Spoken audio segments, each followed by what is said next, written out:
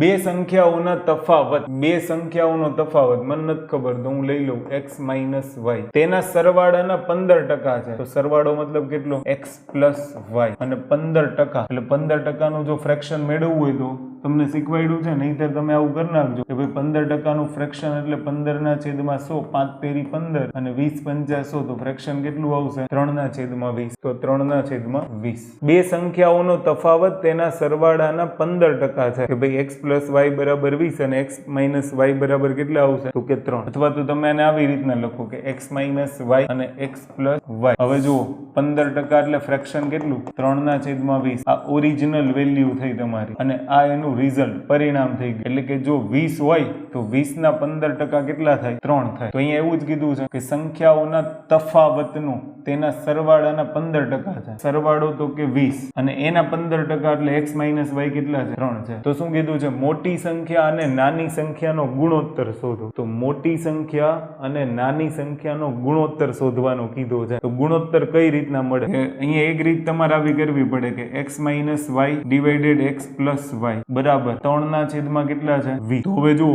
અહીંયા x minus Y છે ને, તો છેદમાંથી અંશ બાદ કરો એટલે કે 20 માઇનસ 3 અને નીચે આ અંશને છેદમાં ઉમેરો 20 પ્લસ 3. તો 20 માઇનસ 3 એટલે 17 અને 20 પ્લસ 3 એટલે 23. આન્સર કેટલો આવશે? 17/23. ઓપ્શનમાં માની લો તમને આવું આપ્યું છે, એ ઓપ્શન આપ્યો છે 17/23. તો ઓપ્શન ઉપરથી કઈ રીતના ગણાય ખબર? કે સૌથી પહેલા એનો તફાવત લો, તો 23 માંથી 17 બાદ કરો તો કેટલા આવશે? 6. અને પછી તમે એનો સરવાળો કરો એટલે 23 અને 17 તો કે કેટલા આવશે? 40. 2 તેરી 6 અને 20 દુ 40. તો 3/20 આવી ગયું. તો આન્સર ઈ સાચો.